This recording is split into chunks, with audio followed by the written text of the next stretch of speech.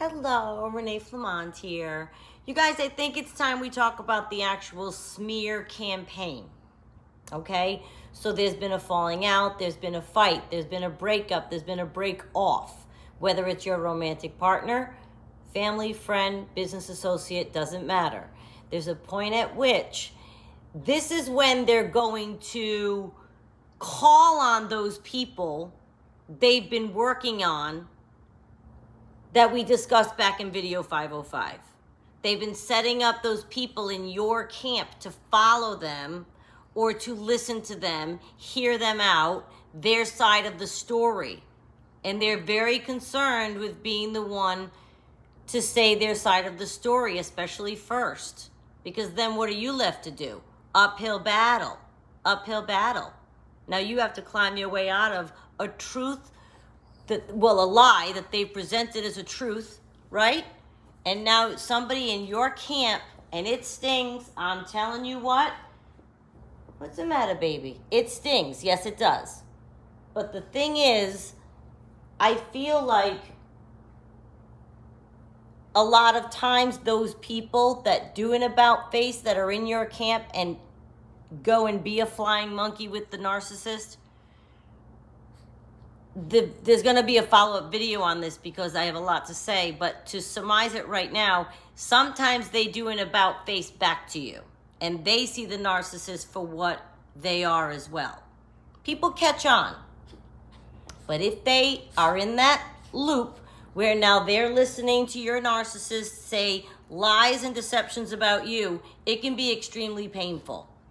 And I finally caught on that the best way that you can deal with someone who's doing that to you is to do nothing. And I know it's hard. Some of you have had very hard times. There's been custody battles and business fights, and you've had to get restraining orders. It can get very serious. What I think I figured out was if you fan the flame at all, it will keep going. I've had people in my life actually say to me, why don't you ever try to get that person back? I've had that question asked to me. And I have had to say, I don't have an interest in getting them back and fueling the flame and then knowing that their retribution could be worse than what I put to them. So I've, how do you say this, taken a lot. But I will not fan the flame. And a lot of the abuse comes in the way of the smear campaign. Someone talks about you negatively to someone in your camp. You've built your whole relationship with this person. You have a certain reputation. The person with narcissistic personality disorder will say absolutely anything to make sure that they're not held to blame. That includes denigrating you as a person, telling the person that has an ear things that they maybe wanted to hear. Maybe they have, I don't know, a hole in them. And this narcissist is charming them just like they did you. And they are victim to him or her coming at them and saying, well, I know you've seen it. Because don't forget, the narcissist has set up plenty of evidence for the eventual flying monkey to see that you're crazy. So it all ties together. They can say, you remember how she got. And then your friend could very naturally and easily find themselves saying, no, I know she can be a lot. And she could mean it innocently. She could be trying to help you. That's their opening. You can't give a narcissist anything. That's their opening. Now they're going to keep on you, keep on you. Now, if you have someone in your camp that stands up for you and says, whoa, whoa, whoa, that's not right. Like, I don't like the act of somebody gossiping behind someone's back. I can't stand it. I think it's bullying, and I want to call the person over. If you'll say it to the person, we can talk about this all day long, but don't bring me somebody's ugliness in your eyes that you're now sharing with me. I want them here to defend themselves. Otherwise, what you're saying is slanted automatically. And the person that is doing the smearing, that act of gossip, which is bullying, and bad-mouthing someone behind their back, let's just call it like it is. It's the behavior of a snake, someone that does that. I don't want someone in my life that does that. So this video is for everybody. You might be, in the position of someone that they're coming to you and they just broke up with your friend. You might be a member of the family and two people had a fight and one of them got to you first and now you got to hear the other one's side. You got to watch what you say to these people. They're trying to get you on their side. That's not a fruitful way to go at something. I don't care if there was an argument. You get everybody together. You want a third party as a witness, as a mediator, that's great. But there's no smearing behind the back. And if you are somebody who's approached with it, I'm not asking you to get into a fight with somebody, but you can politely excuse yourself and say that you don't want to take part in smearing somebody behind their back if they're not there to defend themselves. How do they say there's three sides to every truth, right? The person, and then the real truth. So there's my side, there's his side, and then there's the real thing that happened. Because it's always our point of view is what our truth is what they say. That makes sense. And then there's the real truth, which generally there's a good guy and a bad guy, and one has a closer version of the truth than the other one. The narcissist is going to lie their way out of that. And they're going to say anything and twist everything that happened and make up lies about you. The definition of smear campaign, that's about narcissism, but the general definition, a plan to discredit a public figure by making false or dubious accusations. When coming to narcissism, it is a tool narcissists use to villainize their victim. That's what they're trying to do. Through lies and deception, narcissists gain the support of potential accomplices. The flying monkeys, aptly named for those creepy figures that follow the witch. This can happen in a toxic work environment, between family, friends, within a family partner. It can go on and on. But you have to recognize when it's happening to you to protect not only yourself, but the other person. I think that we're all strong enough that we should be able to stand up to somebody who's trying to talk bad about somebody behind their back. Any one of you that's in this channel had it done to you by your romantic partner narcissist. And many of you had it done because I've talked to you with your family members and friends. It could be like one of those times that, I don't know, Thanksgiving, right? There's been a million holiday movies and the whole family's together and a fight breaks out. There's going to be commiserating in little corners and this person telling their side and this person telling their side and da-ba-ba-ba-ba. Not constructive. Can't we all just sit together and figure it out? I know families that sweep it under the rug and never talk about it and pretend it didn't happen. But to go behind someone's back and tell lies and have deceit, you have to ask yourself what kind of person that is. And if you have been love bombed as the friend of the girlfriend by their narcissist and you still are in the lane of thinking they're charming, because remember, narcissists can be magnanimous to everybody else in the room. So your friend might be charmed by that just like you were. They might have love bombed your friend. The whole relationship. Oh, you're such a good friend to her. You're so beautiful. I don't know why we can't find you a guy. If I was single, if I weren't with your friend, they could be doing this the whole time. So they've been charmed. They haven't had the rug pulled out from under them. They haven't had the devalue you did. And they almost want to believe the narcissist that there had to be something you did because this wonderful person couldn't possibly treat you that way. They can get them. And it can hurt. And the next video I'm going to talk about how to handle these flying monkeys, but it can hurt. And the only thing I want to say is sometimes there can be a redemption where the person sees the truth about the narcissist and comes back to you hat in hand and says, wow, I now see what you went through. I see the truth of that person. I think things come out. It takes a lot of patience to be a victim or a target of a person with this disorder, especially if they're a peripheral and they're kind of perpetually throughout your life and they always have an opportunity to smear you a little and talk about you a little and gaslight you a little. It can be horrendous to go through. And your reputation can take a hit. That can be a very sour point. Many of you have had that happen.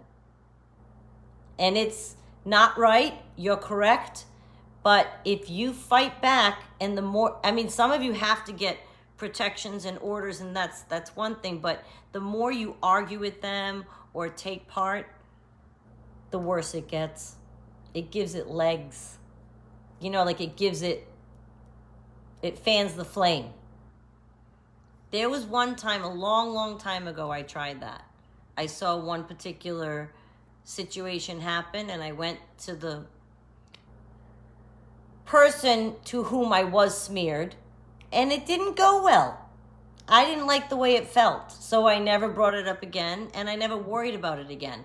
But if I noticed that it happened, I would make my decision accordingly. And that's part of ridding toxic people in your life.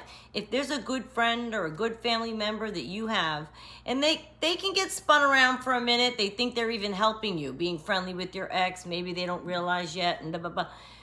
Slow down in making a decision, but if somebody about face betrays you, that's a certain kind of person, and even if you love them and enjoyed times with them, you got to look at where they're coming from that they could do that. Because I couldn't do that. I just couldn't do that. I couldn't flat out betray someone, go behind their back, talk behind their back, allow their ex to talk to me negatively behind their back, allow a fellow family member to talk about the other family member behind their back negative, and I'm supposed to what, pick a side? I don't think it's a good personality trait to smear somebody. It's bullying. And they get to it, the thick of it, when you keep saying no. So they'll hoover you, which we'll get to a video on that as well. They will hoover you, and you know enough about that. They keep trying to come back and get you. And in between all the love bombing, trying to hoover you, and the 39 messages they left overnight, you say no or you don't respond, and by the next day you're hearing they're talking bad about you. They have to save face. They have to save face. The word on the street can't be they left you 45 messages. The word on the street has to be you're crazy, you're insane, don't believe anything she says, you don't know what it's like to know her, you saw how crazy she could get, and they're rallying. And it is painful. And I really, really do feel for you if you're going through that right now. Just chin up. That's the biggest thing I could say is chin up. Honestly, I can't think of something else that should be done in that situation. Now, you can't ignore it and hope it goes away if they're really infringing and there's legal things concerned. Like I said, some of you have had to get, restraining orders and things like this. It can get really ugly. But barring any kind of legal thing that you have to take, children, custody, all of this business, then I just think space is your friend. And if there's somebody that smears you or uses what you say against you or comes away from every conversation with you and recounts it in an adverse way against you, then do yourself a favor going forward. Never, ever be in that person's company again without a witness. I've made that decision in my life. There are certain people around whom I will not be one-on-one. Ever. Again, I won't. I haven't.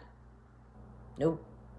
I think that there are certain people, if you say hello wrong, or if you say hello right, they will say you did something wrong. I will not offer certain people an opportunity to develop their own truth. I will always have a third or fourth party present. Sometimes you have to do that to protect yourself.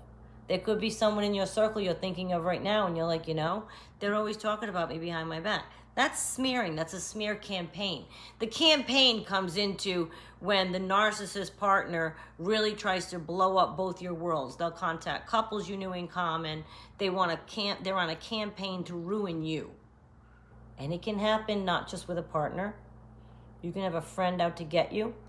You can have a coworker who's competitive, who's out to get you and sabotages everything, talks behind your back. Smear campaign. They're using lies and deception to discredit you and make them not have to take blame or responsibility for anything that went wrong, especially if it's in some kind of familial, friendship, partner relationship. They can't take blame, these people. They can't, and they won't. take responsibility for anything. It doesn't matter what you tell them. You're going uphill if they got to your people first and the person started to do an about face towards being a flying monkey. You've probably already lost that person. I can't keep my mouth shut. So like I said, I tried it once a long time ago, and then I removed myself from the toxic person's life. So they can't really do that to you if you're not around them anymore. There's no evidence. You're not giving them anything to discuss. So I apologize if you're going through this smear campaign. It can be detrimental. And I know a lot of you, because I've talked to you, have had huge bad bouts with this. So I say try to be on the right side of it, because you might have someone come at you and you're trying to be helpful. You don't realize their person's a narcissist. Your friend broke up with their boyfriend and their boyfriend calls you and comes out, you know, I love her so much. Can we just meet for a drink? That's already suspect. That's already suspect. And I would say, if you truly are concerned with her, you wouldn't ask me to do that. But I just want to tell you how much you can tell me when she's present. Well, she won't go around. Well, then I'm not going around you until she does. There can be loyal people in your camp. There can be. And I think that if we all keep our eye out, again, somebody comes at you, you have to think twice. You might be still charmed by them and you don't know that. You might be on the lookout in your own life. You can recognize a narcissist coming at you. Yes, I hope we all can. But maybe one of us still in life might not know there's one afoot in somebody else's life. So you're the one charmed by them. You think they're funny. You don't even realize that they might be, okay? And they come at you. And that's all it takes. We have to be on the lookout and support each other and be in the camp of the person who's not there to defend themselves. If someone is talking about somebody else bad behind their back to you, they are talking about you bad to somebody else. It's their character. If they're that type of person, then that speaks more of them than the person they could ever say anything about. And how you receive that information and what you do with that information, in my opinion, says a lot about you. Do you repeat it? Do you challenge it? Do you shush them? Do you tell them that's not proper? Do you tell them, let's get her over here and see if you'll say it in front of her? I had a conversation happen 20 paces from me about me. That's not painful? Yeah, it happens. And we're going to talk about the flying monkeys next, how to deal with those people in your camp that do an about face and do follow the narcissist. Keep your eyes and ears open. Let's all stay on the proper side of the fence so that we can help each other. If there's nobody that takes part in their trying to do the smear campaign, then maybe it'll stop their behavior. Please go ahead and hit sub, like, and share, and I'll see you next time.